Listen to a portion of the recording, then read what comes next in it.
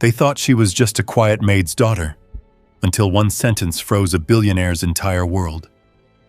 In a mansion where money controlled everything, a little black girl stepped forward and made a demand no one expected, and a promise no one could explain. What she saw in his son would expose a truth no doctor, no amount of wealth had ever uncovered, and once it was spoken, nothing in that house would ever be the same again. The cold in Buckhead did not arrive loudly. It settled into the air like a quiet decision, slipping between marble columns and glass windows, touching everything without asking permission. Outside, the long driveway of the Cole estate curved like a private road, lined with bare trees that looked too perfect to ever have known struggle. Inside, the house carried its own kind of silence, the kind built on money, discipline, and things left unsaid. Lena Brooks stood near the edge of the foyer, her hands folded low in front of her apron, as if even her posture had learned not to take up space. The polished hardwood floor beneath her shoes reflected the chandelier above, a soft golden glow that made everything look warmer than it felt. She had asked earlier, not directly, never directly. Just a careful reminder to Martin, the estate manager, that payroll hadn't come through again. The third time. Martin had nodded with that same practiced expression. Tight smile, clipped tone, no apology. "Accounting is handling it," he had said, as if the matter were too small to deserve more words. Now he stood across the foyer with his clipboard tucked under his arm, watching the room like he belonged to it more than the people who cleaned it. Lena lowered her eyes. She had learned that survival often lived in silence. The memory of her last job still lived in her body. The raised voice, the final warning, the door closing behind her while her last paycheck never came. That had been years ago, but the lesson stayed sharp. Don't push. Don't ask too much. Don't make them uncomfortable. Behind her, soft footsteps echoed faintly. "Maya." Lena didn't need to turn to know her daughter had wandered too far into the main part of the house again. Children noticed things adults tried to hide, and this house had too many corners that felt like secrets. "Maya," Lena whispered under her breath, her voice tight. "Stay close." But Maya didn't answer. At the center of the room, Darius Cole had just stepped down from the curved staircase. He moved with the quiet confidence of a man who had spent his life being listened to. Tall, composed, dressed in a dark sweater that cost more than Lena made in a week, he carried authority without raising his voice. His attention had been somewhere else. His son upstairs, the doctors, the endless problem money couldn't seem to fix. He wasn't looking at Lena. He wasn't looking at anyone. Until Maya stepped forward. It happened so quickly that for a second, no one realized what was about to unfold. The small figure moved past Lena, past the invisible line that separated staff from family, and stopped just a few feet in front of Darius Cole. Lena's breath caught. "Maya, no." But it was already too late. The girl stood straight, her coat slightly too thin for the cold outside, her braids neat but simple. There was no fear in her face, only something steady, something that did not belong to a child raised on being told to stay quiet. She looked up at him and spoke. "Pay my mother first, and I'll save your son." The sentence did not echo. It didn't need to. It landed in the room like something heavy enough to change the air. For one long second, nothing moved. The faint hum of the heating system, the distant ticking of a clock, the quiet rustle of fabric somewhere down the hall. All of it seemed to pause around those words. Lena felt the blood drain from her face. Her fingers tightened into the fabric of her apron as she stepped forward, her voice breaking before it could even form properly. "Maya, baby, no." But Maya didn't look back. Martin let out a short, disbelieving breath from across the room. It wasn't quite a laugh, but it carried the same sharp edge, Mr. Cole, he said, stepping forward slightly, this is exactly why staff should not— Stop! The word came low, controlled, not loud, but it cut through Martin's voice like it had never existed. Darius Cole had not moved. His eyes, gray and unreadable, rested on the child in front of him. He wasn't smiling. He wasn't amused. If anything, something in his expression had hardened, not with anger, but with focus. The kind of focus people used when they recognized something unexpected, something that didn't fit. You said, he began slowly, his voice measured, you'll save my son. Maya nodded once. Yes, sir. Lena reached her then, her hand hovering near her daughter's shoulder, as if she could still pull her back into safety. I'm so sorry, Lena said quickly, her words tumbling out, heat rising to her face. She doesn't understand. She shouldn't have said that. Maya, apologize. But Maya spoke again. My mama shouldn't have to wait for money she already worked for. The room shifted, not loudly, but enough. From the hallway, a woman's voice entered, calm, polished, controlled. Richard, what is going on? Darius's wife stepped into the foyer, her presence as composed as everything else in the house. She took in the scene in a single glance. The child, the housekeeper, the silence that had gone too still. And what is this about wages? No one answered right away. That hesitation said more than words ever could. Lena lowered her gaze. Darius exhaled slowly. It's a payroll delay, he said. A delay? She repeated, sharper now. Martin stepped in quickly. Just an internal adjustment, Mrs. Cole. My mama keeps working, Maya said, her voice calm. And the money keeps not coming. Silence again. But this time, it wasn't empty. It was heavy. The kind that made people aware of themselves in ways they didn't like. Darius looked at the child again. Really looked. Not as an interruption, not as a problem, but as something he had not expected to face. You're very certain, he said quietly. Yes, sir. And you believe, he continued, folding his arms slowly, that you can do what trained specialists have failed to do. Maya didn't hesitate. Yes, sir. Lena felt something inside her tighten. This was no longer just embarrassment. This was danger. Not the loud kind. The quiet kind that took jobs away, homes away, stability away. Sir, please, she said, her voice trembling now. She doesn't. But Darius lifted one hand. Not harsh, not aggressive. Just enough to stop her. His eyes never left Maya.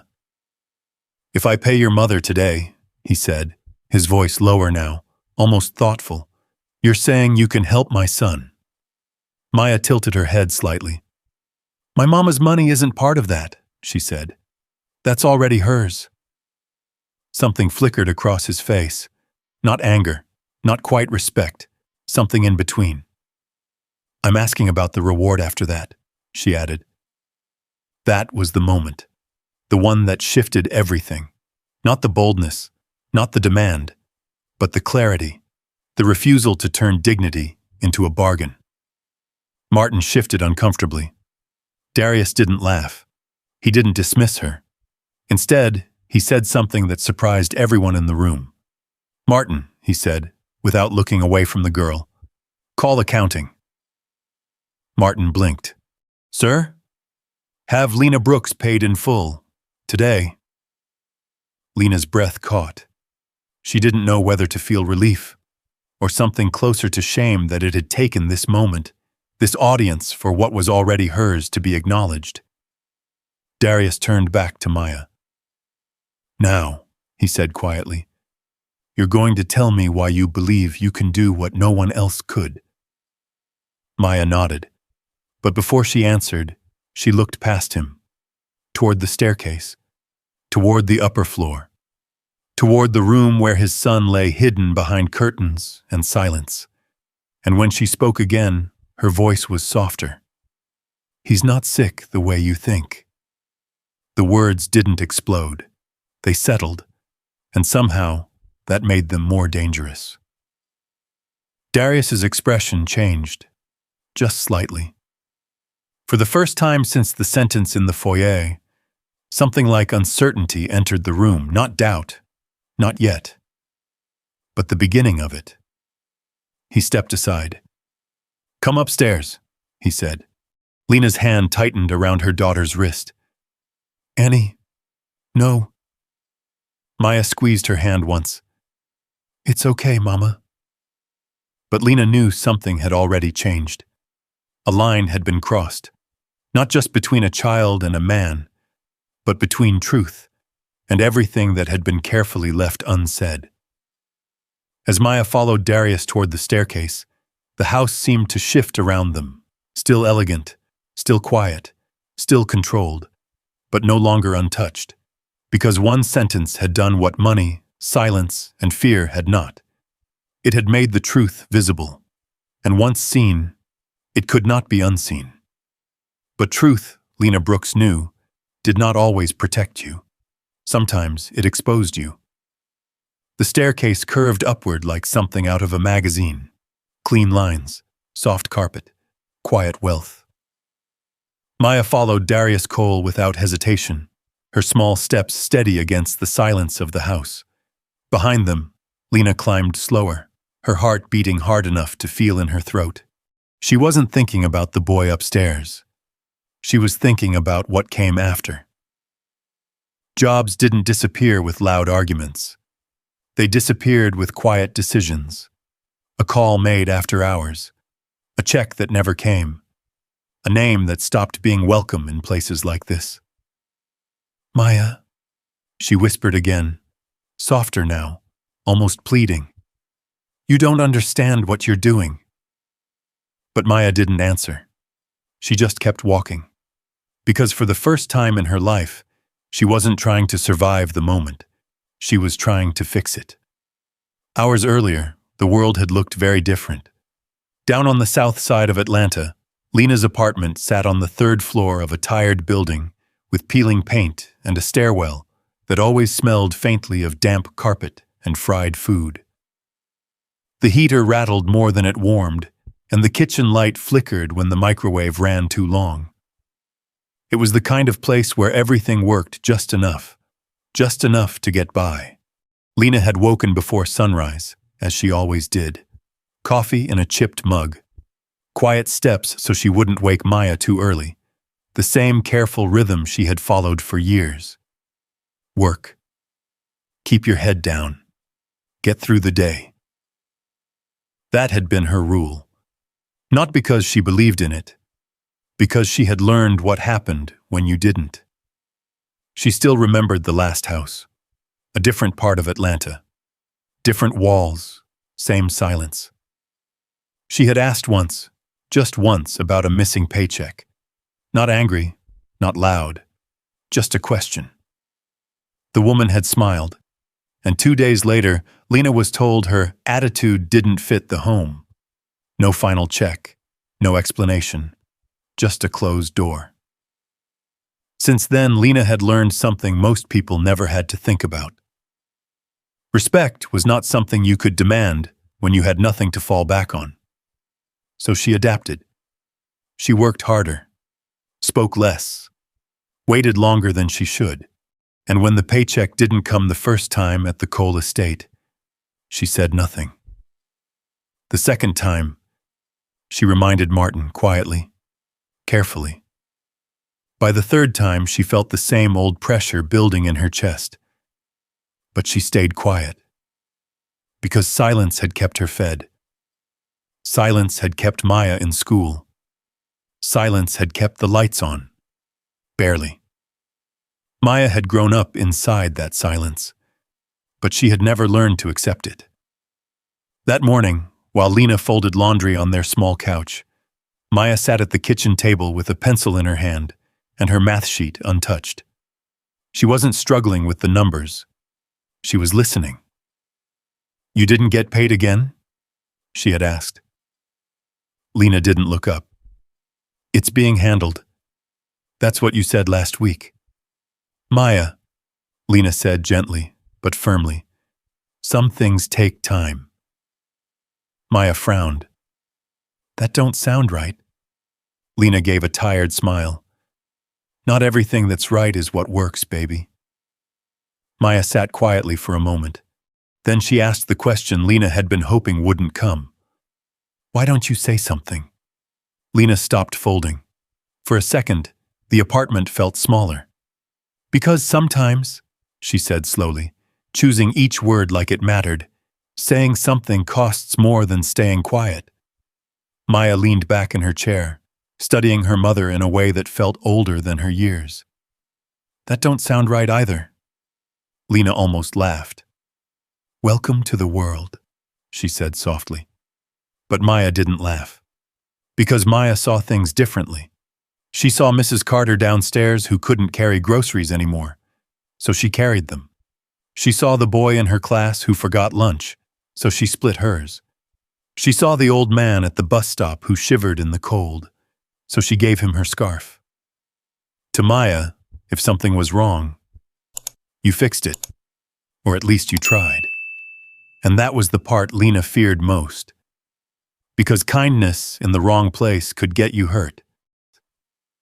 Back in the coal house, the hallway upstairs stretched long and quiet, lined with framed photographs that looked like success frozen in time. Awards, vacations, polished smiles. Maya glanced at them as she walked. None of the faces looked afraid. None of them looked like Ethan. Darius stopped at a closed door at the end of the hall. For a moment, he didn't open it. His hand rested on the handle, but something held him there. Maybe doubt. Maybe something closer to fear. Lena saw it. That hesitation. It surprised her. Men like Darius Cole didn't hesitate. They decided. They acted. They controlled.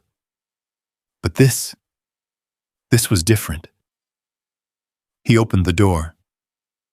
The room was warm, too warm.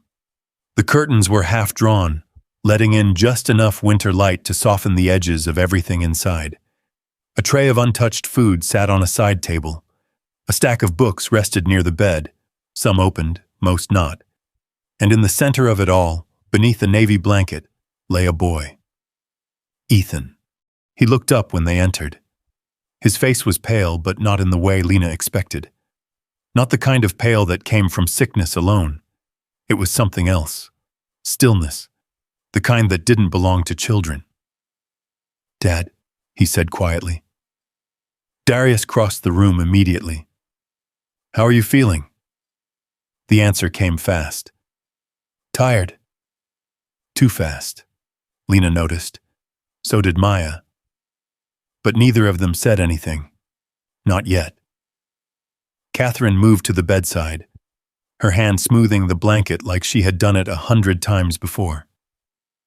We've brought Maya upstairs, she said gently. Ethan's eyes shifted, just slightly. But Maya saw it. That flicker. Not weakness. Awareness. Interest. Something alive beneath the quiet. Maya stepped closer. Not to the machines. Not to the tray. To him. Hey, she said simply. Ethan blinked. Then, almost without thinking, he answered. Hey. Lena felt it. That shift. Small, but real. Something had just changed in the room, and no one knew what it meant yet. Except maybe Maya, and maybe the boy in the bed who suddenly didn't look quite as sick as he had a moment ago. Behind them, Darius watched closely. For the first time since the doctors had come and gone, since the tests and treatments and endless explanations, something in him leaned forward instead of bracing. Not hope, not yet, but attention. And that alone was already different. Because for the first time, someone wasn't asking how sick his son was. They were asking something else. something quieter, something more dangerous, something that could not be unseen. The room held its breath, not in panic, not in chaos, but in a quiet, tightening awareness that something had shifted, and no one in it knew how to control it yet. Darius Cole stood at the foot of his son's bed, his arms loosely folded, his posture still composed but no longer distant. He watched Maya closely now, not as an interruption, not as a child who had spoken out of turn, but as someone who had stepped into a space where she did not belong and somehow refused to feel out of place. That alone unsettled him, because everything in his world worked on order. Doctors knew what to say, staff knew where to stand, problems had categories, solutions had prices, but this girl, she didn't fit any of it. "You said," he began slowly, his voice low enough to keep control but edged with something sharper. "You can save my son." Maya didn't look at him right away. She was still looking at Ethan, studying him in a way that made Catherine shift slightly where she stood, as if something about that attention felt too direct, too honest. "Yes, sir," Maya said at last. Martin let out a soft, irritated breath from near the doorway.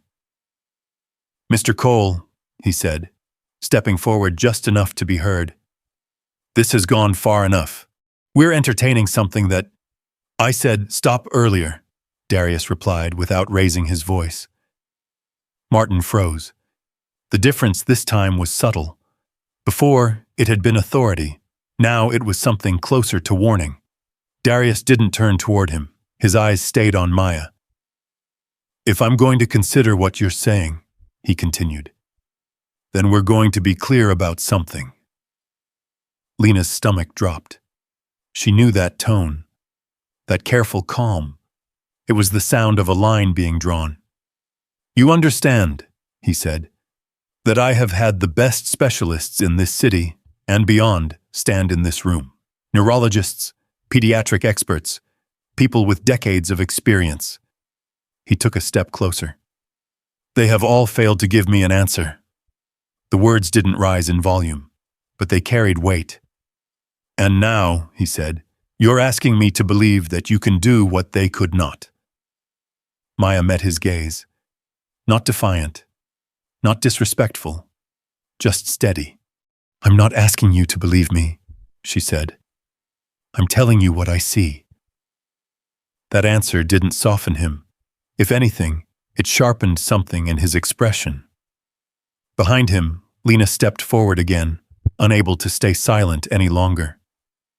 "Sir, please," she said, her voice tight with fear. "She doesn't understand what she's saying. She's trying to help. We can leave." "No," Darius said. That single word stopped her. Not harsh, but final. "We're not leaving yet." Lena's heart pounded. This wasn't mercy. This was something else. A test. Darius turned slightly now, just enough to include her in the space without breaking his focus on Maya. "You said something downstairs," he said, "about your mother's wages." Lena felt heat rise in her face again. "That has nothing to do with this," she said quickly. Maya spoke before she could stop her. "It has everything to do with it." The words landed softly, but they landed. Darius watched her. "Explain." Maya glanced at Lena, then back at him. "My mama works," she said. "She shows up. She does what she's supposed to do." Lena shook her head slightly, almost pleading, but Maya continued. "You didn't pay her." The room went still again, not because it was new information, but because of how plainly it had been said. "You promised money to people who could help your son," Maya went on, "but you didn't give her the money she already earned." Catherine inhaled slowly. Martin looked away. Darius didn't move, but something in his jaw tightened. "So I'm asking," Maya said, her voice still calm, "if I help your son, do you keep your word the same way?" There it was. Not a child speaking out of turn. A question. Simple. Unavoidable. Darius studied her for a long moment. Not with anger, not even with disbelief anymore, but with something more complicated. Recognition. Of what? He wasn't sure yet. "You're turning this into a bargain," he said. Maya shook her head. "No, sir." She pointed just slightly toward Lena. "That's not a bargain. That's already hers." Then she looked back at him. "The other part. That's your promise." Silence stretched. Longer this time. Because no one in the room could pretend they hadn't heard exactly what she meant. Darius let out a slow breath. When he spoke again, his voice had changed. Still controlled, but lower. More deliberate. "Let me make something clear," he said. Lena felt her chest tighten. "Here it comes.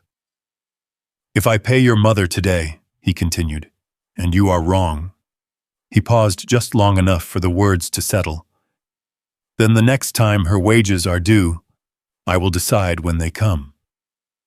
Lena's breath caught. "That's not fair," she said before she could stop herself. The room snapped toward her, but Maya answered first. "No, sir," she said quietly. "It isn't." Then she added just as softly, "But I can still help him." Darius held her gaze, waiting, testing, looking for hesitation, for doubt, for anything that would break the certainty she carried. There was none. Behind him, Ethan had gone very still, his fingers tightened slightly on the edge of the blanket. No one else seemed to notice, except Maya. And maybe, just maybe, Darius himself.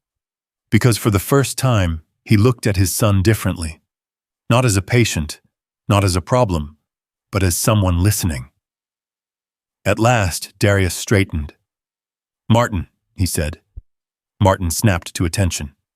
"Call accounting." "Sir, now." The word cut clean. Martin hesitated only a second before stepping out into the hallway. The sound of his shoes faded quickly against the carpet. Lena stood frozen. She didn't know what to feel. Relief, anger, humiliation, all of it tangled together. Catherine watched her carefully, something like quiet shame settling into her expression. Darius turned back to Maya. "It's done," he said. "Your mother will be paid in full today."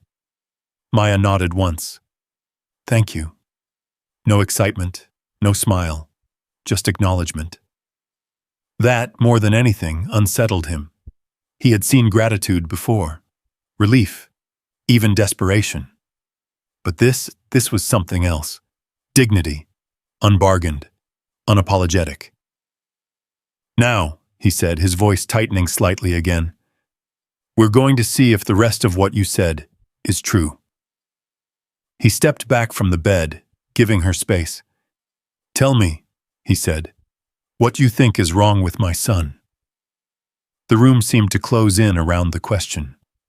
Maya looked at Ethan, not at the machines, not at the tray. At him. For a long moment she didn't speak. Then she said the one thing no one in that house had dared to say out loud. "He's not sick the way you think." The air shifted. Not violently, but enough. Enough that even Darius felt it. A line had been crossed, and there was no going back. Behind him, Catherine whispered, almost to herself, "Then what is he?" Maya didn't answer right away, because the truth she was about to speak was not about illness.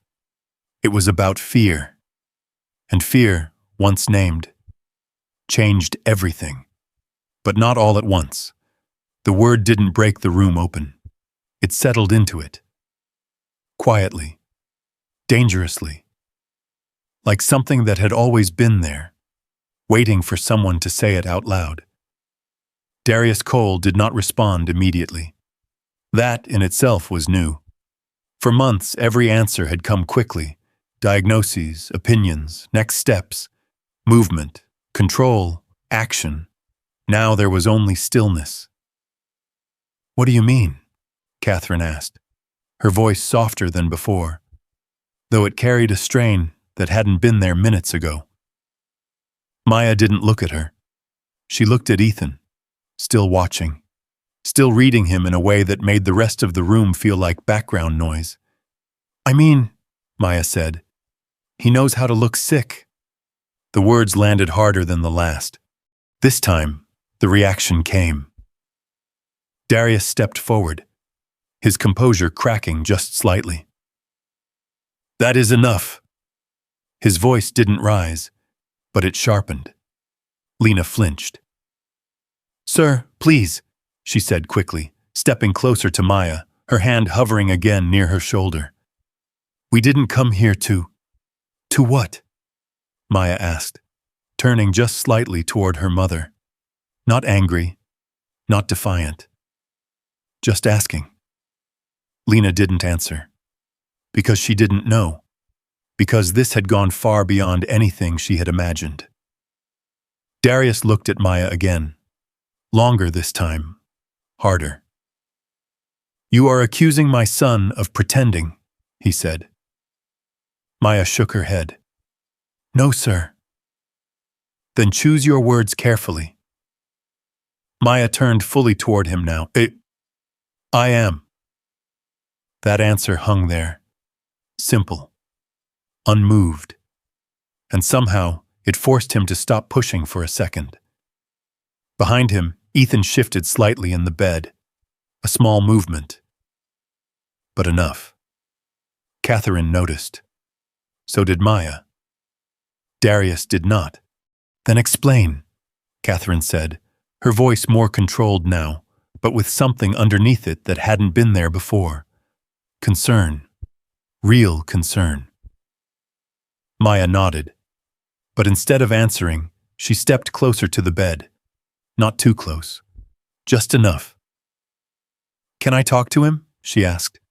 Darius frowned. "You're talking to him now." Maya shook her head. "No, sir." She glanced at Ethan. "I mean, really talk." The distinction settled over the room like a question no one had prepared for. Catherine looked at her husband. Richard. Darius. Stood still. His mouth tightened. Because he understood something in that sentence, even if he didn't want to admit it. For months, people had been talking at his son, not to him. He stepped back. Just a fraction. Fine. It wasn't permission. Not fully. But it was enough. Maya moved closer to the bed. She didn't sit. Didn't reach for him. Didn't ask how he felt. She just stood there for a moment, looking at him like he was a person, not a problem. "Hey," she said again. Ethan blinked. His fingers shifted on the blanket. "Hey." The answer came easier this time. Not automatic. Not rehearsed. Real. Lena saw it, and her heart skipped. Because whatever was happening now, it wasn't what she had expected. Maya tilted her head slightly. "You look different up close," she said. Ethan frowned a little. "What do you mean?" "You don't look sick," she said simply. Darius took a step forward again. "That's enough." Catherine touched his arm, lightly. "Wait." He looked at her. Something in her face stopped him. Not agreement, not belief, but something like curiosity. The kind that came when doubt began to form. Maya continued. "You look like you're trying to look sick," she said. Ethan's fingers tightened, just a little. No one else spoke. The room seemed to narrow, every sound fading into the background. "What does that even mean?" Darius asked, quieter now, but more dangerous. Maya didn't answer him. She asked Ethan. Do you get tired when they ask you how you feel? Ethan's eyes flicked toward his father, then to his mother, then back to Maya. I am tired, he said. Too fast again. Maya nodded. Maybe.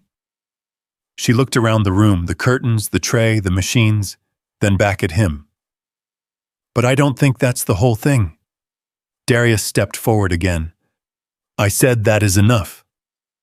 But Maya turned to him this time, not scared, not backing down. You asked me why I think I can help him, she said. I'm trying to tell you. The room froze again, not because of the words, but because of how she said them, like she wasn't asking permission anymore. Catherine tightened her grip slightly on Darius's sleeve. Let her finish, she said quietly. That was new, very new. Darius didn't like it. It showed in the tension across his face, but he didn't interrupt again. Maya turned back to Ethan. Her voice softened. Do you want me to lie? She asked. Ethan blinked. No. Then don't you lie either. The words didn't sound harsh, but they hit harder than anything else she had said. Ethan's eyes dropped. His fingers pressed deeper into the blanket. From the doorway, Lena felt her chest tighten. This wasn't safe. This wasn't controlled. This was something breaking open in real time. What exactly are you suggesting? Darius asked, his voice colder now. Maya didn't hesitate. I'm saying your son knows how to look sick, she said. Silence. Heavy. Immediate. Catherine's eyes widened slightly. Lena let out a breath she hadn't realized she was holding. Darius stared at her like she had crossed a line no one else had dared to approach. But Maya didn't move, didn't apologize, didn't soften. He talks different when you're not in the room, she added. He sits up faster. He listens like he's waiting to see what answer you want. Ethan swallowed. The movement was small, but visible. Darius saw it this time, and something in his expression shifted. Not belief, not yet, but something closer to disruption. You had better be very careful, he said quietly. Maya looked at him, just for a second, then back at Ethan. I'm not trying to be mean, she said softly. I'm trying to help. Ethan's face changed. Not in relief, not in anger, in fear, not the kind that came from being accused, the kind that came from being seen, really seen, for the first time. Catherine noticed it. The way his shoulders drew inward, the way his breathing shifted, the way his eyes avoided everyone except the one person who had just said the thing no one else had. Richard, she said quietly. He didn't answer. Because now he was looking at his son, not through reports, not through symptoms, but directly, and something didn't match anymore. Maybe, Catherine continued, her voice lower now, almost fragile, we should stop asking what the doctors think and ask what he's afraid of. The sentence landed differently, not like an argument, like a realization. Darius didn't move, didn't speak, but the room had already changed. Because once fear had been named, it was no longer invisible. And once invisible things became visible, they demanded answers. Answers no one in that house was ready for yet. Especially not the boy in the bed, who had just realized his secret might not be safe anymore. The room did not erupt. It didn't explode into shouting or chaos the way moments like this often did in stories told by people who had never sat inside real silence. Instead, it held. Tight. Heavy. Like something fragile was being carried across a space where one wrong move could break it beyond repair. Ethan kept his eyes on the blanket. His fingers pressed into the fabric, twisting it slightly, like he could hold himself together if he didn't let go. Darius watched him, not as a father watching a sick child, but as a man beginning to question everything he thought he knew. "Ethan," he said.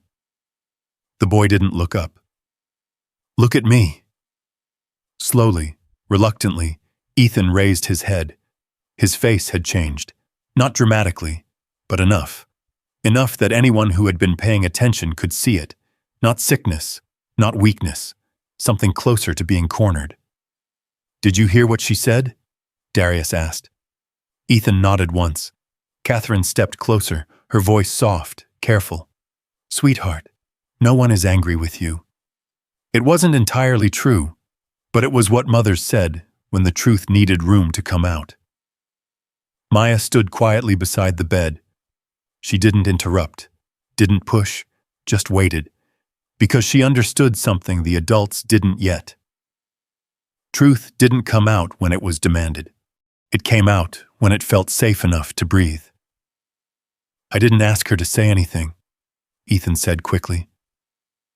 "I know," Maya replied. The answer surprised him. He looked at her. "You do?" She nodded. "You didn't have to." That landed. Because it was right. Because he hadn't said anything. But something in him had. Something she had seen anyway. Darius dragged a hand across his jaw, tension building in the motion. "We're going to be honest in this room," he said. The words sounded strong, controlled, but there was something underneath them now. Uncertainty. "Do you understand me?" he asked. Ethan nodded again, but his shoulders tightened. Because honesty had never felt safe before. Not here. Not about this. "Are you pretending to be sicker than you are?" Darius asked. The question came too fast, too direct, and the effect was immediate. Ethan flinched. Just slightly.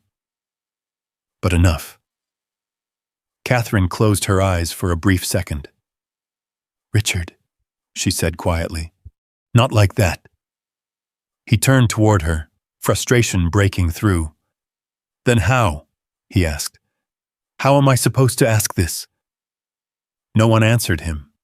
Because there was no easy way. Because this wasn't a problem you could solve with the right wording. It was something that had been building for months. And now it was here. In the room. Demanding to be faced. Maya moved closer to the bed and sat down carefully on the edge of the bench nearby. Not too close, not too far. Just enough. "You don't have to answer fast," she said. Ethan looked at her again.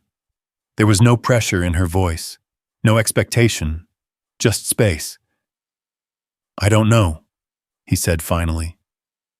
Darius exhaled sharply. "You do know." The tension in his voice rose again. Not anger, but something close. Desperation. "Richard," Catherine said again, firmer this time. He stopped, but only barely. Maya leaned forward slightly, her voice still soft. "Okay," she said. Ethan blinked. "Okay?" "Okay if you don't want to say it yet," she said. But it still happened. That sentence did something none of the others had. It removed the demand. And in doing that, it made the truth easier to reach. Ethan's breathing changed. Subtle, but real. His shoulders lowered just a fraction. His fingers loosened slightly in the blanket. Maya glanced around the room. The untouched food. The books. The closed curtains. Then her eyes landed on something else. A stack of folders on the desk across the room. Schoolwork. She stood up and walked over, picking one up carefully. Whitmore Academy. The name printed in gold across the front. She tilted her head slightly. "You get sick more on school days?" she asked. The question was simple, almost casual, but it cut deeper than anything else that had been said. Ethan's face changed. There it was.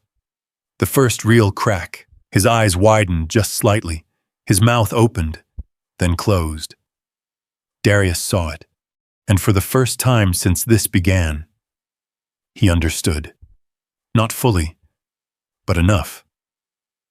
"Ethan," he said, quieter now. "Has school made this worse?"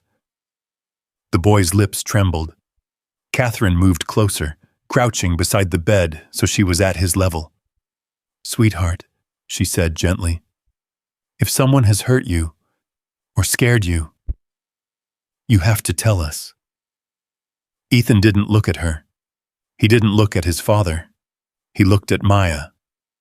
That, more than anything, cut through the room, because it meant something had already shifted. Trust, not given, earned, in minutes. "You can say it little," Maya said. "You don't have to say everything at once." Ethan swallowed. He started, then stopped. No one moved. "They what?" Catherine asked softly. His eyes filled, not quickly, not dramatically, slowly, like something he had been holding back for too long was finally reaching the surface.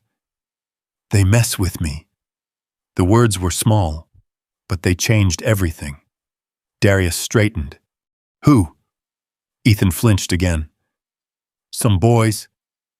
"Which boys?" Darius pressed. Ethan shook his head quickly.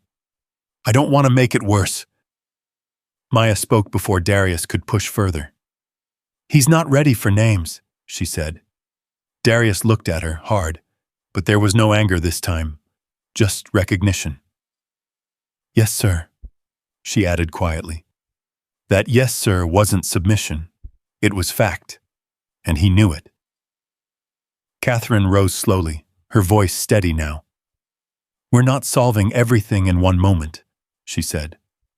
"But we know more than we did an hour ago." That mattered. Darius turned away from the bed, taking a few steps toward the window. The winter light outside had begun to fade, turning the glass into a reflection. He saw himself there, a man who had spent months trying to fix something, without ever asking the right question. "Did you think," he said slowly, not turning back yet, "that if you stayed sick, no one would make you go back?" The room went still. Ethan didn't answer right away. Then, so softly, it almost didn't reach them. "If I'm sick, nobody makes me go." The words settled into the room like a truth that had always been there, waiting. Catherine lowered her head. Lena pressed her hand against the doorframe, her heart aching in a way she recognized, because she had seen this before, in different places, different children, the same fear. Darius stood at the window, unmoving, and for the first time, it wasn't confusion on his face. It was guilt, cold, clear, and impossible to ignore. Maya looked down at her hands. She didn't smile, didn't act like she had done something important. She just said the next thing that needed to be said. "He doesn't need more doctors," she said quietly. The room listened. "He needs to not be scared." No one answered, because there was nothing left to argue, only something to face. And for the first time in months, the problem had a name. Not illness, not weakness, fear. And now that it had been spoken, there was no going back to pretending it wasn't there. The room felt different, not lighter, not yet, but clearer. Like a fog had lifted just enough for everyone to finally see what they had been standing inside all along. No one rushed to speak, because the truth had already done something louder than words. It had changed the air. Ethan sat still on the bed, his shoulders slightly lowered now, but his eyes uncertain, like he had stepped onto ground he didn't fully trust yet. Darius turned back from the window. For the first time since entering the room, he didn't look like a man in control. He looked like a father trying to catch up. "What do they do?" he asked. His voice was quieter now. Careful. Ethan hesitated. His gaze dropped again. "They just mess with me." "That's not enough," Darius said, a bit sharper this time. "I need to know exactly what's happening." Ethan flinched. It was small, but it was there, and Maya saw it immediately. "He said what he can say," she spoke gently. Darius looked at her, tension rising again, but he stopped himself before it could turn into something worse, because now he knew pushing too hard could shut this down completely. Catherine stepped closer to the bed, her voice steady but soft. "Sweetheart, no one is asking you to be strong right now." Ethan blinked. "That's not your job," she added. That hit differently, because for months, maybe longer, that had been exactly what he thought he had to be. Strong, quiet, unproblematic. Maya shifted slightly, leaning her elbows on her knees.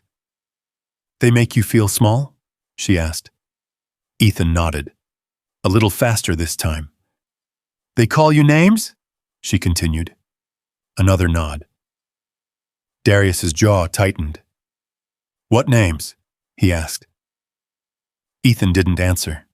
His fingers returned to the blanket, twisting it again. The silence stretched. Long, uncomfortable, real. Maya didn't fill it. She let it sit, because silence, when it wasn't forced, had a way of opening doors. "They lock me in sometimes." The words came out suddenly, flat, like he had said them too many times in his head for them to sound shocking anymore. But in the room, they landed hard. Catherine's hand moved to her mouth. Darius didn't move, not at first. "What do you mean, lock you in?" he asked slowly. "In the locker room," Ethan said, "or the storage room behind the gym." His voice didn't shake. That was what made it worse. "They think it's funny," he added. The room went completely still. Maya looked down for a moment, then back at him. "They laugh?" she asked. Ethan gave a small nod. "And nobody helps?" she said. He shook his head. "Teachers don't see," he said. "Or they act like they don't." That sentence shifted something deeper.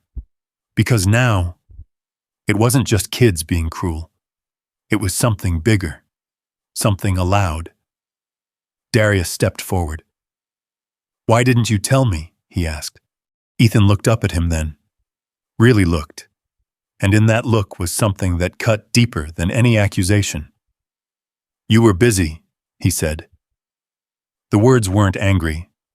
They weren't loud. But they were honest. And that made them impossible to ignore. Darius opened his mouth, then closed it, because there was nothing he could say that would undo that truth. Catherine lowered herself onto the edge of the bed, her hand resting gently near Ethan's.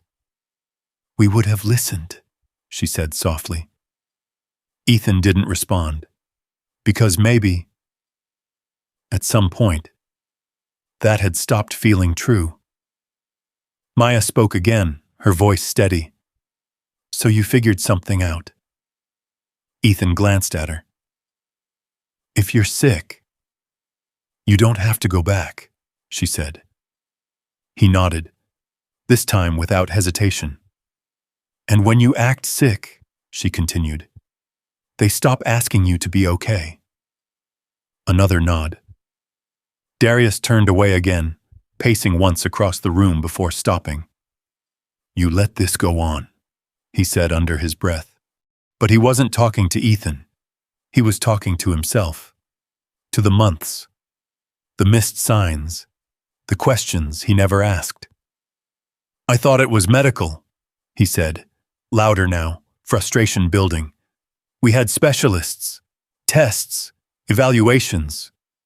And none of them asked him if he was scared," Maya said. It wasn't a challenge. It was a fact. And it hit exactly where it needed to. Darius stopped moving. Because she was right. Every solution he had reached for had been expensive, complicated, impressive, but none of them had been simple.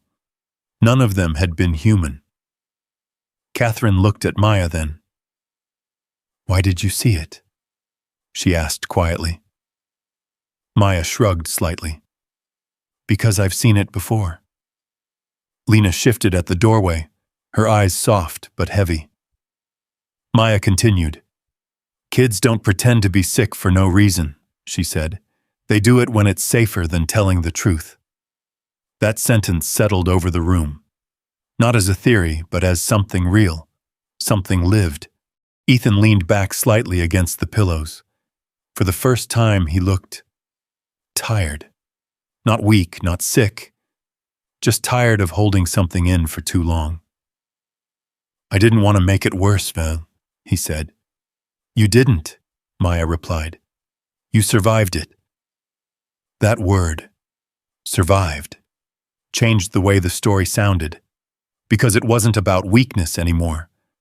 It was about endurance. Darius turned back slowly. His face had changed again. Not confusion, not anger, something heavier. Responsibility. "What happens now?" he asked. No one answered right away, because this wasn't a problem that ended with a single moment of truth. This was where it began. Maya stood up slowly. "He needs to feel safe first," she said. "Then everything else comes after." Darius nodded once, slowly, not because he had a plan, but because for the first time, he understood the order of things. Safety, then healing, not the other way around. Catherine took Ethan's hand gently. "We're not sending you back there," she said. Ethan's eyes widened slightly. "Not until we fix this," she added. The relief in his face was quiet, but it was there. Real, fragile. Maya stepped back toward Lena. She didn't smile, didn't celebrate, because she knew this wasn't the end of something.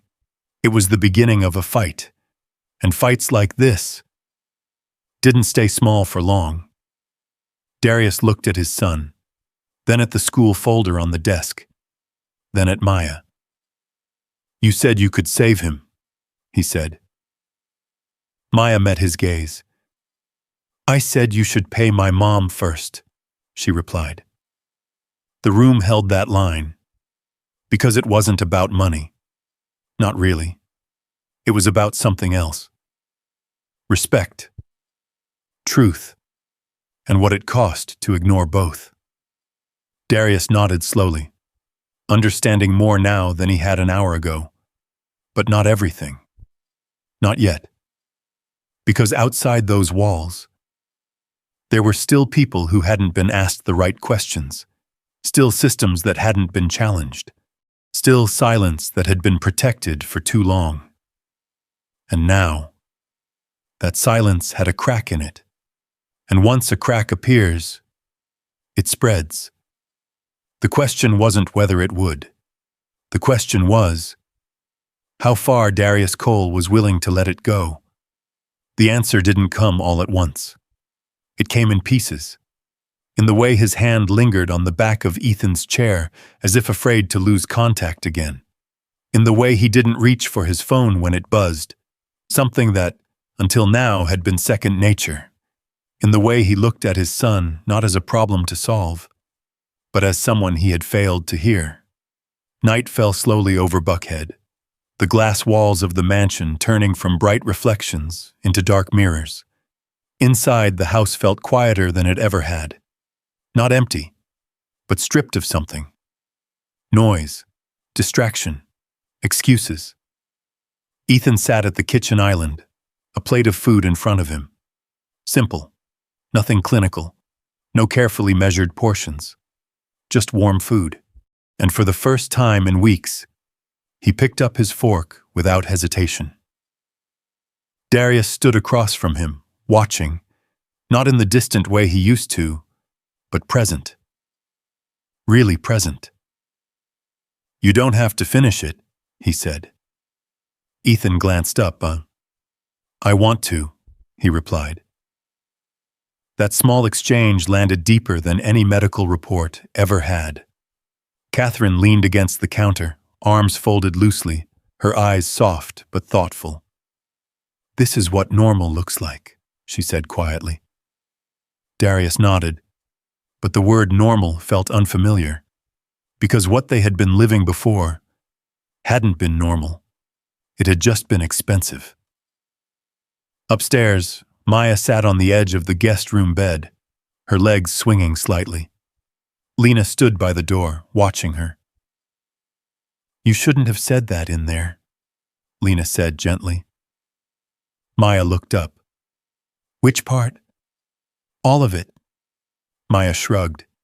He needed someone to say it.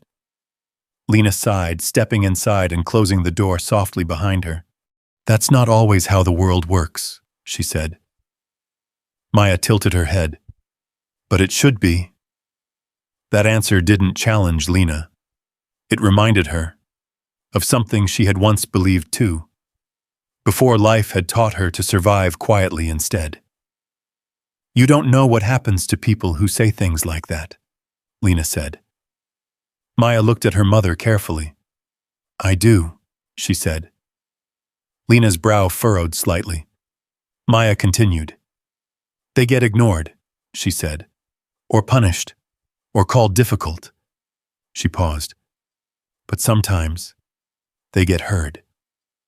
The room went still, because Lena couldn't argue with that. Not tonight. Not after what had just happened downstairs. Back in the kitchen, Ethan pushed his plate away slightly. Not because he was done, but because he was thinking.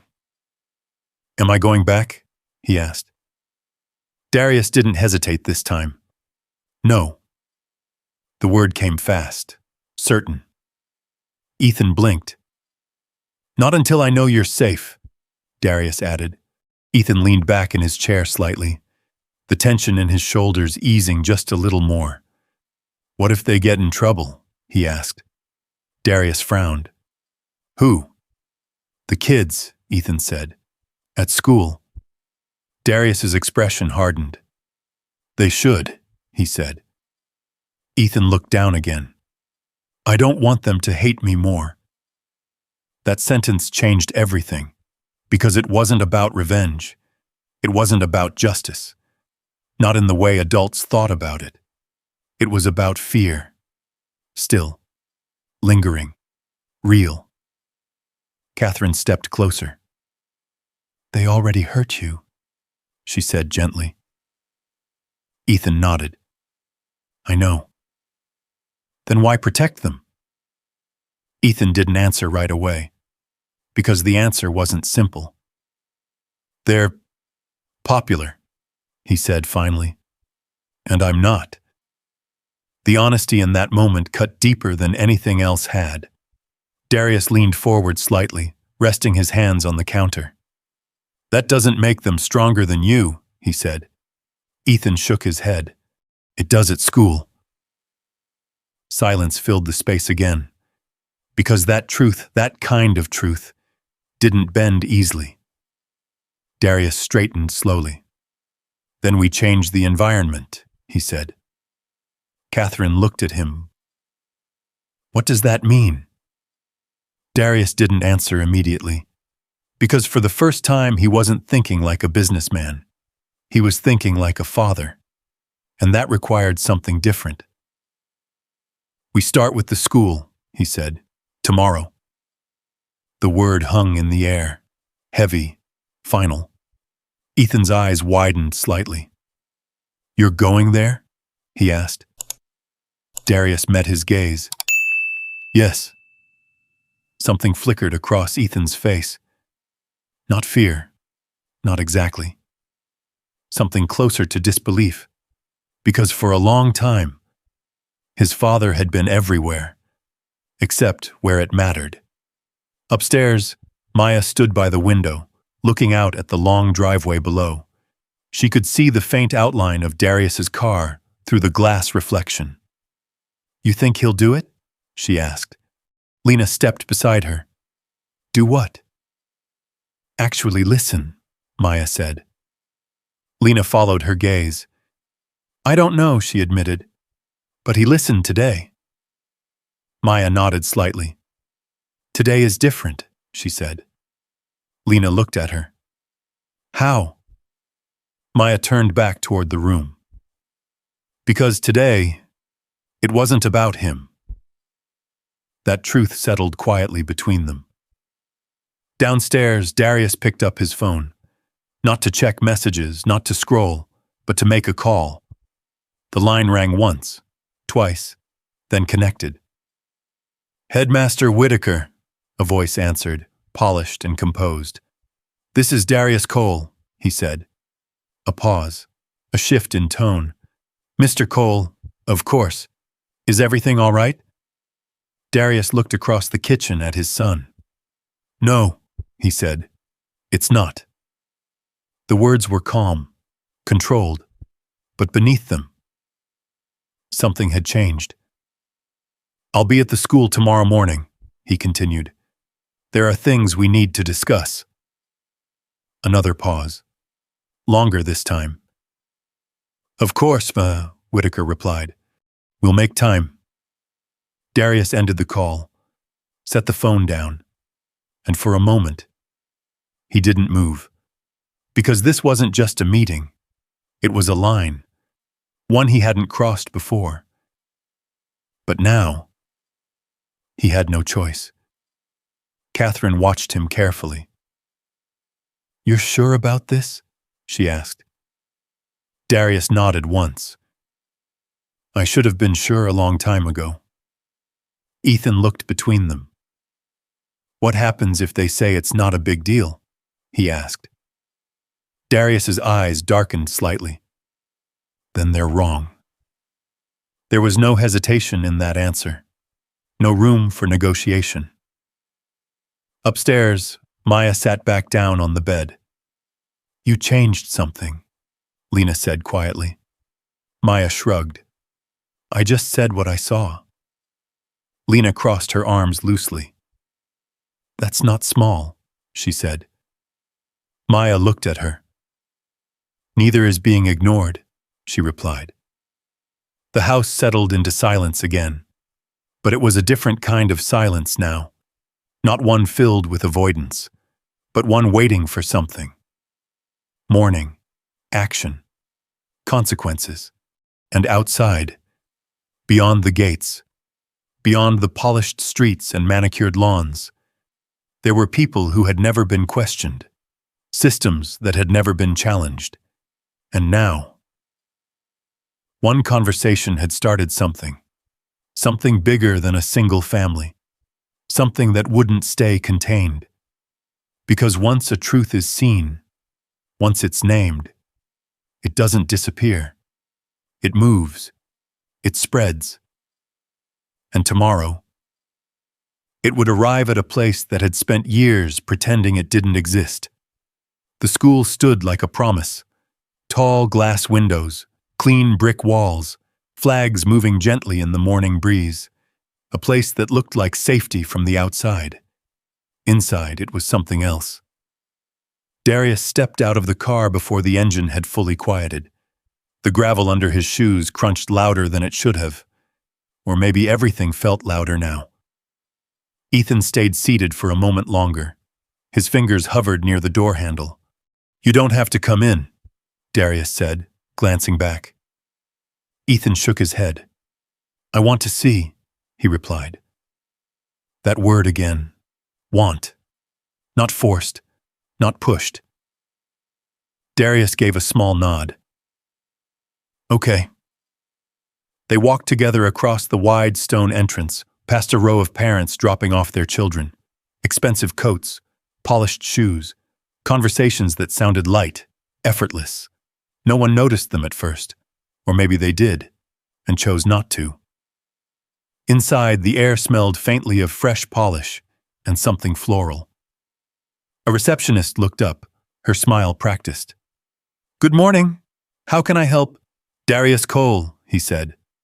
The name changed everything. Her posture straightened instantly. "Of course, Mr. Cole. The headmaster is expecting you." She gestured toward a hallway lined with framed achievements, trophies, photos, smiling students, proof of excellence, proof of reputation, but not proof of truth. Ethan's eyes moved across the walls as they walked. He didn't slow down, didn't point. But something in his expression tightened. He had seen these halls before, just not like this.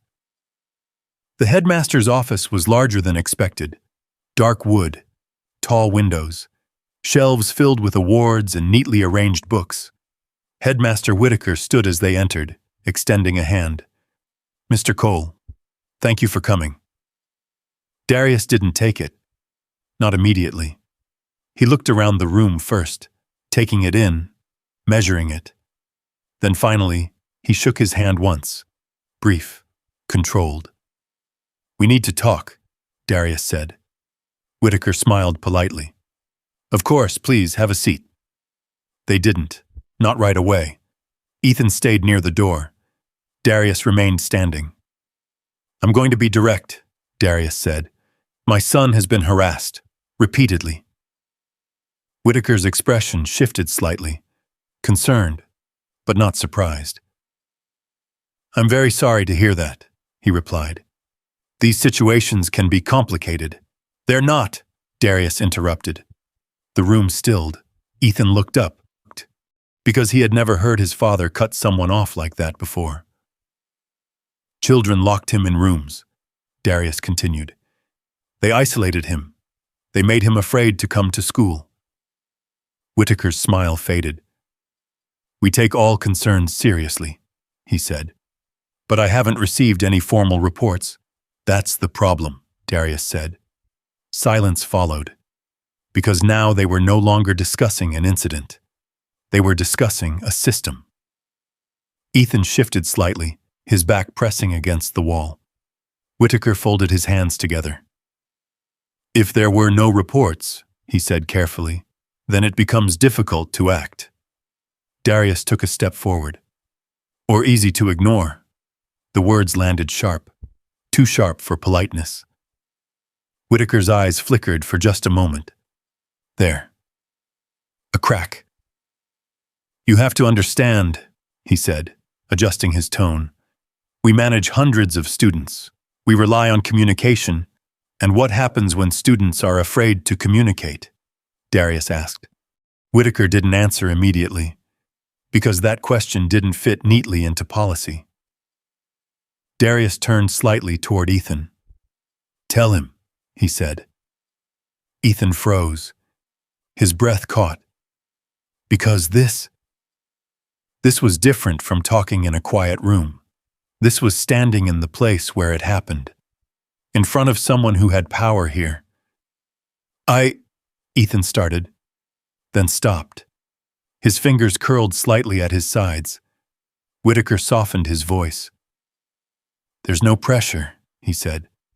"Take your time." But that tone, that careful, controlled calm, it felt familiar. Too familiar. Ethan looked down. "They locked me in the locker room," he said finally. The words came out small, but they were clear. Whitaker's expression remained steady. "Do you know who was involved?" Ethan hesitated. Darius watched him closely. "Say it," he said quietly.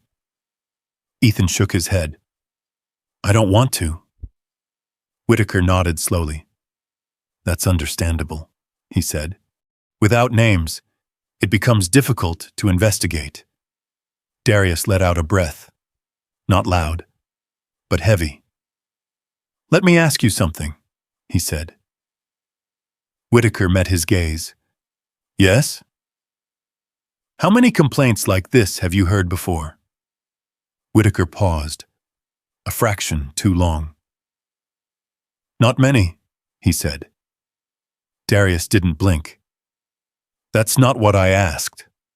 The room shifted again, because now they were getting closer to something. Whitaker adjusted his posture. "We have procedures in place to ensure student well-being." "That's not what I asked," Darius repeated. This time slower, clearer. Whitaker's jaw tightened slightly. "Some concerns have been raised in the past," he admitted. There it was. Not denial, not truth. Something in between. "And what happened to those concerns?" Darius asked. Whitaker exhaled. "They were handled internally." Ethan looked up, because he knew what that meant. Handled. Quiet. Contained. Forgotten. Darius nodded slowly. "Internally," he repeated. The word echoed in the room like something hollow. "Meaning no one outside this building knows," he said.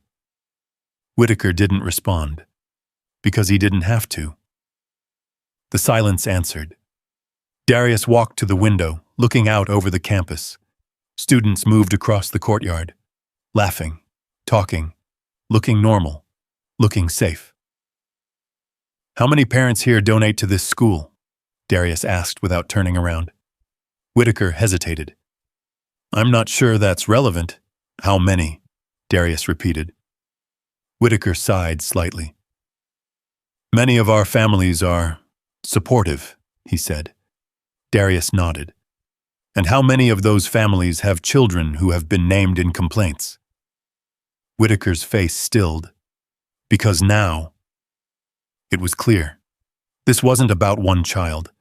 This was about power and who it protected. "That information is confidential," Whitaker said. Darius turned back. "And that's exactly why it keeps happening." The room went quiet again. But this time, it wasn't just tension, it was exposure. Ethan's breathing had steadied slightly, not because he felt safe, but because something was finally being said out loud. Whitaker cleared his throat. "We can open a formal investigation," he said. "Review surveillance. Speak with staff." "No," Darius said. The word cut clean. Whitaker blinked. "No?" Darius stepped closer. "You don't get to control this anymore." Whitaker's composure cracked, just slightly. "I'm trying to help," he said. Darius shook his head. "You're trying to manage it." Another silence. Because that difference was everything.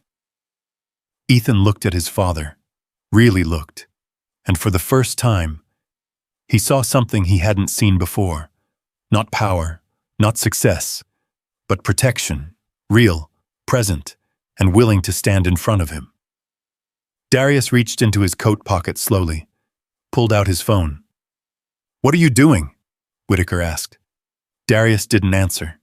He dialed, waited, then spoke. "I need a meeting with the board," he said, "and legal present." Whitaker's eyes widened slightly. "That's not necessary." "It is now," Darius replied. He ended the call, set the phone down on the desk, and looked directly at Whitaker. "This doesn't stay inside these walls."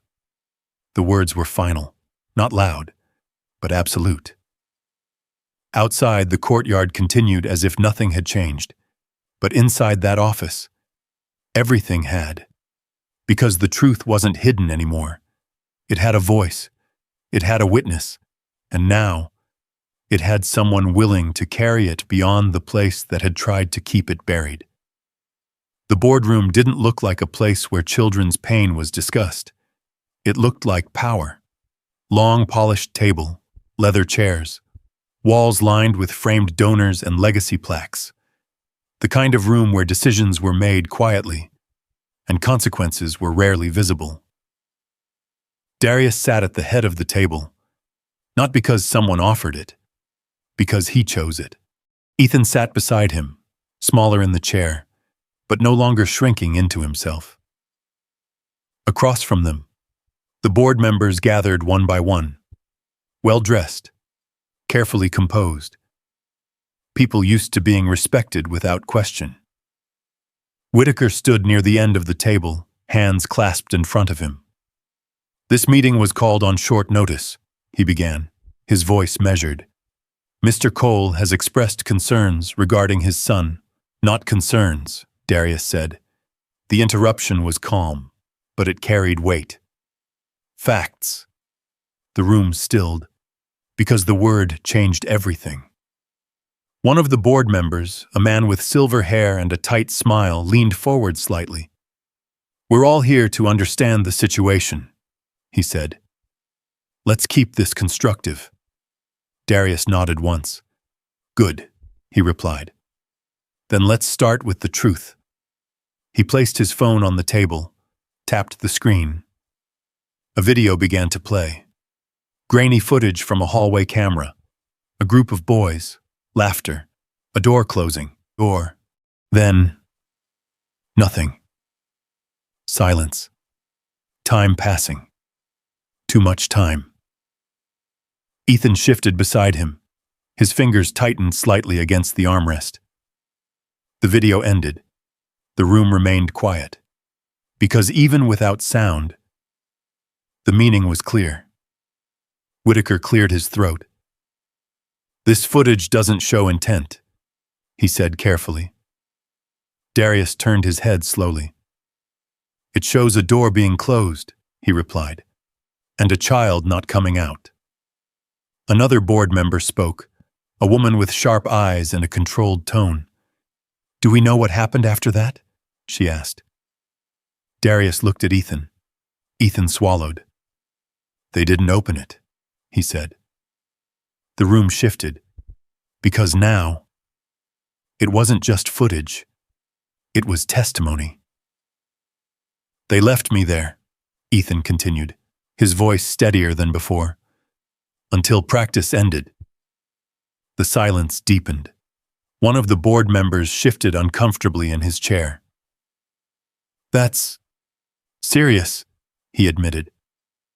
Whitaker stepped forward. "We will investigate fully," he said, "but we must be careful not to jump to conclusions." Darius leaned forward slightly. "How many times?" he asked. Whitaker paused. "I'm not sure. How many times has something like this happened here?" Darius repeated. No one answered, because they all knew it wasn't zero. Darius sat back slowly. "I didn't come here to request an investigation," he said. Whitaker frowned. "Then what are you asking for?" Darius's eyes moved across the room, meeting each face, holding it. "I'm telling you this stops," he said. The words were simple, but they carried something final. The silver-haired man leaned back, folding his arms. "With all due respect," he said, "schools handle internal matters all the time. Public escalation can damage reputations." "Reputations," Darius echoed. There was no anger in his voice. That made it worse. "My son pretended to be sick for months," he said, "because he was safer at home than in your halls." He let that sit. "I think your reputation will survive the truth." No one spoke, because no one could argue with that. Not honestly. The woman with sharp eyes leaned forward again. "What exactly do you want?" she asked. Darius didn't hesitate. "A full investigation," he said. "External oversight and accountability." Whitaker stiffened. "That's unnecessary." "It's already necessary," Darius replied. Ethan looked at his father again. There was something different now. Not just protection. Action. Real. Unavoidable. Another board member spoke up, his voice lower, more cautious. "If we proceed this way," he said, "there will be consequences for families involved." Darius nodded. "Yes. And some of those families are influential." Darius held his gaze. "So am I." The room went quiet again, because now the balance had shifted. This wasn't just a complaint. It was a confrontation, and for the first time, The people who had quietly managed things were being forced to answer. Whitaker exhaled slowly. "We can't act on assumptions," he said. Darius picked up his phone again. "There's more," he said. He tapped the screen. Another clip, this one shorter, but clearer. Voices, mocking, laughter, a name, Ethan's name. The room reacted this time, not loudly, but visibly, because now there was no space left for doubt. The silver-haired man looked away. The woman with sharp eyes pressed her lips together. Whitaker didn't speak. He couldn't. Darius ended the video. Set the phone down again. "This isn't about one incident," he said. "It's about a pattern." Ethan's breathing had slowed, not because this was easy, but because he wasn't alone in it anymore. Darius stood, slowly, deliberately. "You built a system that protects itself," he said. "And in doing that, you left children unprotected." The words didn't rise. They didn't need to. They landed exactly where they were meant to. Whitaker finally spoke again, his voice tighter now. "What you're suggesting could dismantle years of structure." "Good," Darius said. That single word echoed, because it wasn't emotional. It was decided. Ethan looked up at him, something steady forming behind his eyes, something new. The woman with sharp eyes leaned back in her chair. "We'll vote on next steps," she said quietly. Darius nodded. "I'll be watching," he replied. He turned toward Ethan. "We're done here." Ethan stood, not rushed, not hesitant, just ready. They walked out together. The door closed behind them, and inside that room, the silence they had relied on for years was no longer enough to hold everything in place. Outside, the sun had risen higher. The campus looked the same. Students moving, teachers talking, life continuing. But something had shifted beneath it. Something unseen. Something that would not stay hidden much longer. Ethan walked beside his father, his steps lighter than they had been the day before. Not free. Not yet. But moving in that direction. Darius glanced at him. "You did good in there," he said. Ethan shrugged slightly. "I just told the truth." Darius nodded. "Sometimes that's the hardest thing to do." They reached the car, paused. Ethan looked back at the building, just for a moment, then turned away. Because for the first time, he wasn't leaving in silence, and somewhere behind them, a system that had once felt untouchable was beginning to crack. But cracks didn't fix anything, not on their own. They only showed where something had been broken all along. Back at the house, the afternoon light stretched across the hardwood floors, warm and quiet. The same walls, the same silence, but not the same feeling. Ethan stepped inside first. He paused in the entryway, like he always did, like he was checking if the air had changed. This time, it had. No tension pressing down on his shoulders. No invisible weight waiting for him to carry it upstairs. Just space, open, uncertain, but lighter. Darius closed the door behind them, the sound echoing softly through the house. "You hungry?" he asked. It was a simple question, too simple, but it wasn't about food. Ethan looked at him. For a second, like he wasn't sure how to answer. Then, "Yeah," he said. Darius nodded once. "Good." No follow-up, no pressure, just acceptance. In the kitchen, Catherine was already there, sleeves rolled up, something simmering on the stove. She turned when she heard them. Her eyes went straight to Ethan, not searching, not worried, just present. "How did it go?" she asked. Darius didn't answer right away. Instead, he pulled out a chair and sat down. "We told the truth," he said. Catherine held his gaze for a moment, then nodded. "That's enough for today," she replied. Ethan slid into his seat slowly. The chair didn't feel like a place he had to escape from anymore, just a place to sit. Catherine placed a bowl in front of him. Steam rose gently, carrying the smell of something warm, something real. He picked up the spoon, hesitated, then took a bite. No one watched him too closely. No one said anything. And somehow, that made it easier. Upstairs, Maya sat cross-legged on the floor, flipping through an old book she had found on the shelf. Not reading it, just moving the pages, listening to the quiet. Lena stood in the doorway again, like she always did when she wasn't sure if she belonged in a space. "You don't have to stay up here," Maya said without looking up. "I know," Lena replied, but she didn't move, because leaving didn't feel right either. Maya closed the book.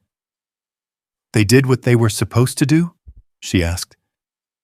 Lena hesitated. "I think they started," she said. Maya nodded. "That's something." She stood up, walking toward the window. Outside, the late afternoon light softened everything. Even the edges of the big house didn't look so sharp anymore. "He smiled today," Maya said. Lena frowned slightly. "Who?" "Ethan." Lena leaned closer to the doorway. "You noticed that?" Maya shrugged. It was small, but it was real. Downstairs, Ethan pushed his bowl away, not empty, but close. "I think I'm full," he said. Darius nodded. "That's good." Ethan leaned back in his chair, looking around the room. It felt different. Not like a place where something was wrong, but not completely normal either. Somewhere in between. "Can I go outside?" he asked. Catherine blinked. "Outside?" Ethan nodded. "Just for a little." Darius and Catherine exchanged a glance. Not fear, not exactly, just something cautious. Then Darius stood. "I'll come with you," he said. Ethan shook his head. "I can go alone." The words hung in the air, because they meant more than they sounded. Alone. Not isolated. Not trapped. Just free to move. Darius studied him for a moment, then nodded. "All right." Ethan stood up slowly, walked to the door, opened it, and stepped out. The sunlight hit his face soft and steady. He paused on the porch, not because he was afraid, but because it had been a while. A long while since outside didn't feel like something to avoid. Darius watched from inside, hands in his pockets, not following, not hovering, just there. Maya appeared at the top of the stairs, watching from above. She didn't say anything, just leaned slightly against the railing. Ethan stepped down onto the grass. The sound was small, almost nothing, but it meant something. He walked a few steps, then stopped, looked around. The yard stretched wide, quiet, untouched. For a moment, he didn't know what to do with it. Then, he bent down, picked up a ball lying near the edge of the lawn, held it in his hands, turned it once, twice, then tossed it lightly into the air, caught it. Again. Something simple, something normal. Darius exhaled slowly, not loud, but deep. Catherine stepped beside him. "He's coming back," she said. Darius nodded. "Yeah." But he knew. This wasn't something that happened all at once. This was something that had to be rebuilt, piece by piece, moment by moment. Upstairs, Maya watched Ethan for a few seconds longer, then turned away. "See?" she said quietly. Lena crossed her arms. "What?" "He didn't need fixing," Maya replied. "He needed space to feel safe." Lena looked at her. Longer this time. Because there was something in that sentence. Something bigger than just Ethan. Something that reached further. Something that had been missing in more places than one. Downstairs, Darius stepped outside. Not close, not interrupting. Just enough. "Hey," he called gently. Ethan turned. "Yeah?" Darius picked up another ball from the porch, threw it lightly toward him. Ethan caught it without thinking. "Want to try something?" Darius asked. Ethan hesitated, then nodded. Darius stepped a little closer. Not too close, just enough to share the space. They stood there, facing each other, with nothing complicated between them. No doctors, no reports, no pressure. Just a ball. And time. Ethan threw it back. Not perfect, but real. Darius caught it, smiled slightly, and for the first time in a long time, there was no question just about what mattered. Not money, not reputation, not control. Just this, a moment, a connection, a beginning. And inside the house, Maya turned away from the window, because she already knew. This part didn't belong to her. She had done what she came to do. But what came next? That was up to them. And for the first time, it felt like they might actually get it right. But getting it right didn't erase what had already been done. The house settled into evening slowly, the golden light fading into something softer, quieter. The kind of silence that didn't press down, but still carried weight. Darius stood alone in his study. The room was exactly the same as it had always been. Clean lines, dark wood, awards arranged with precision, a desk that had seen decisions worth millions. But tonight, none of that meant anything. He leaned both hands against the desk, staring down at nothing in particular. Because for the first time in a long time, he didn't know what the right move was, not in business, not in control, but in something far more difficult, making things right. A soft knock came at the door. He didn't turn. "Come in." Lena stepped inside slowly, closing the door behind her with quiet care. She didn't walk all the way in, didn't assume space, just stood there. "I didn't mean to interrupt," she said. Darius straightened slightly. "You're not." Silence followed. Not awkward, just careful. "I wanted to talk to you," he said. Lena nodded once. "About my son," he added. Her eyes softened. "He's doing better," she said. Darius let out a small breath. "Because of your daughter." Lena didn't answer right away. Because that wasn't something she had taught Maya to expect. Recognition. Credit. Those things didn't always come. "You should thank her," Lena said quietly. Darius shook his head. "That's not enough." Lena looked at him now. Really looked. Because that tone, it wasn't something she was used to hearing from people like him.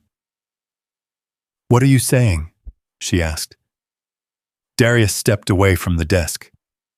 "I want to help," he said. The words were simple, but they carried something heavy. Lena's expression didn't change much, because she had heard those words before. Not from him, but from people who looked like him, people who meant well, until they didn't. "How?" she asked. Darius didn't hesitate. "Your situation," he said. "Your apartment, Your job, Maya's future, school, opportunities, anything she needs. Lena's face remained still, too still, because what he was offering was everything she had struggled for, everything she had gone without. And yet, something about it didn't sit right. You don't know us, she said. I know enough, Darius replied. You know what you saw, Lena said quietly, and that's not the same thing. The room shifted, because now, this wasn't gratitude. This was something else, something grounded, something real.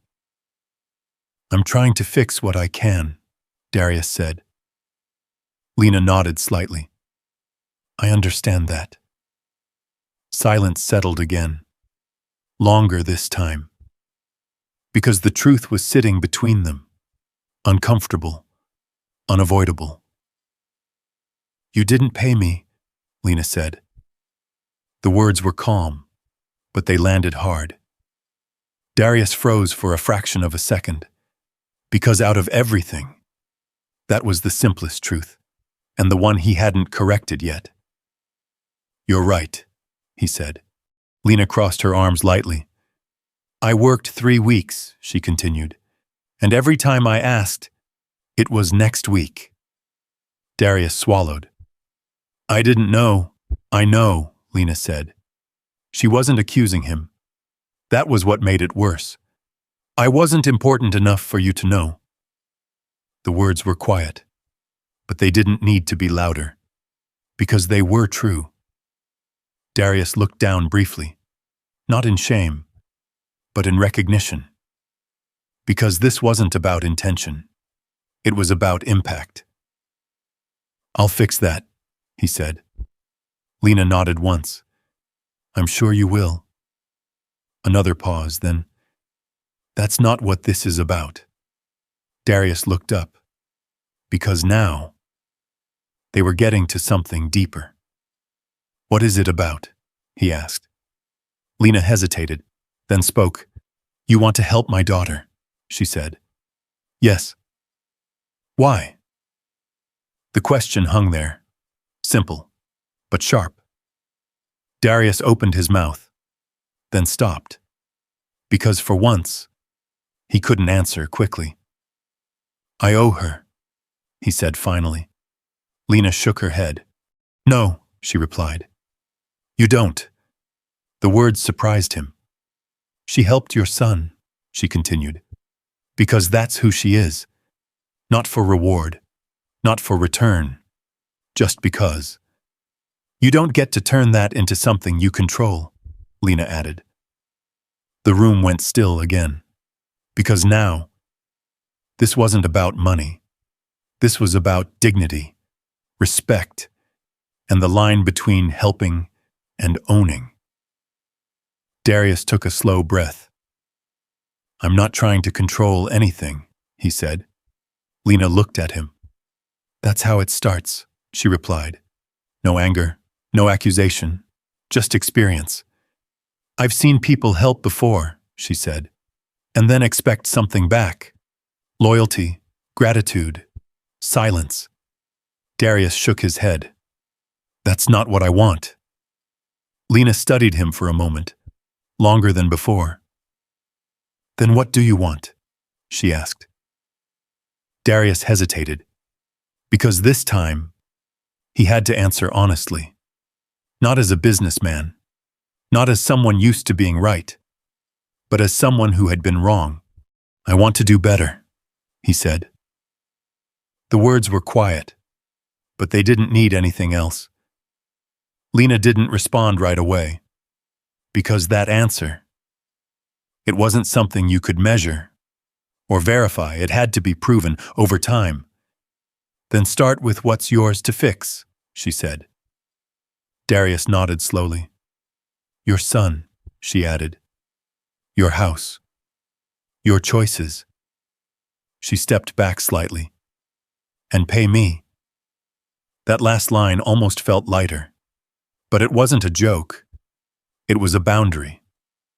Clear, simple, non-negotiable. Darius let out a breath that felt like it had been sitting in his chest for years. "I will," he said. Lena turned toward the door, then paused. "Maya doesn't need saving," she said without looking back. "She needs space to be who she already is." The door closed softly behind her. Darius stood alone again, but not the same as before, because now he understood something he hadn't before. Helping someone wasn't about what you gave. It was about what you respected. Down the hallway, Maya sat on the floor outside Ethan's room, her back against the wall. She didn't knock, didn't go in, just sat there, listening to the quiet inside. Ethan opened the door slowly. "You okay?" he asked. Maya nodded. "Yeah." He leaned against the doorframe. "Thanks," he said. Maya shrugged. "You did the hard part." Ethan looked down. "I was scared." Maya smiled slightly. "You still are?" He nodded. "Yeah." Silence again. But this one felt different. Not heavy, not tense, just honest. Ethan glanced at her. "Are you staying?" he asked. Maya didn't answer right away, because she already knew the truth. But it wasn't hers to decide yet. "I don't know," she said. Ethan nodded, because somehow he understood that. Better than anyone else in the house. Because he had learned something most people didn't learn until much later. That not everyone who changes your life stays in it. Morning came quietly. No alarms, no rush. Just soft light slipping through the windows, touching the edges of the house like it was asking permission this time. Ethan was already awake, sitting on the edge of his bed, not staring at the floor, not frozen in thought. Just sitting, present. He stood up slowly and walked to the window. Outside, the yard looked the same, but it didn't feel the same. Nothing did. He pulled on a hoodie and stepped into the hallway. The house was quiet. Too quiet. Different quiet. He walked downstairs. Catherine stood in the kitchen, coffee in hand, watching the morning settle in. She turned when she saw him. "Hey," she said softly. "Hey." Ethan looked around. "Where's Maya?" Catherine paused, just for a second. Then, "She left early," she said. Ethan blinked. "Left?" Catherine nodded gently. "She and your mom, Lena, had somewhere to be." Ethan didn't ask more, because he already felt it. That shift, that space. He stepped toward the door, opening it without thinking. The porch was empty. The yard still. No footprints. No signs. Just absence. Darius appeared behind him, holding 2 cups of coffee. "She didn't say goodbye," Ethan said. It wasn't a complaint, just a fact. Darius stood beside him. "Some people don't," he replied. Ethan looked down at his hands. "Why?" Darius didn't answer right away, because there were a lot of answers, and none of them were simple.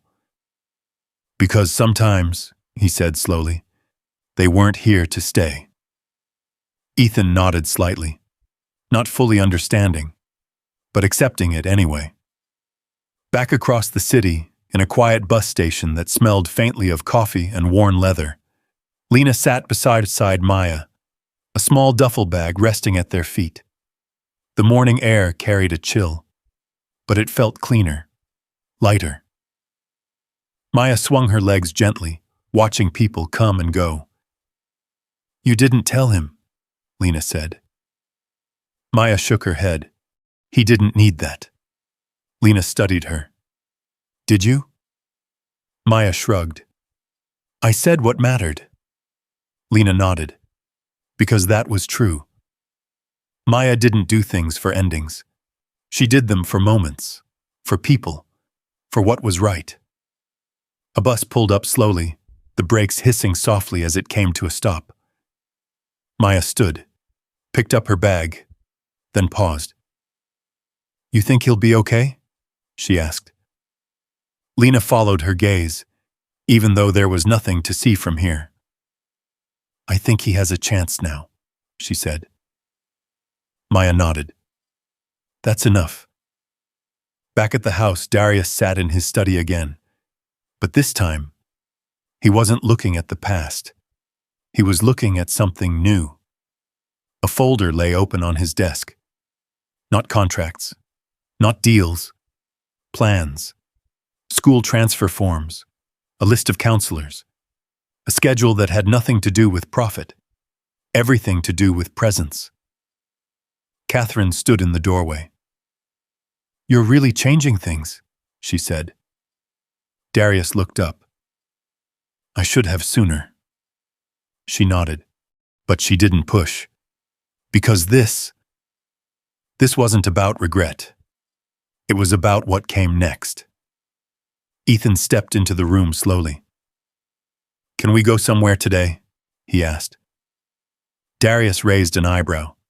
"Where?" Ethan shrugged. "Anywhere."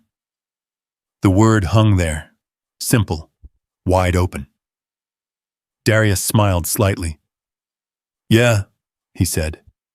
"Anywhere." Outside, the sun climbed higher.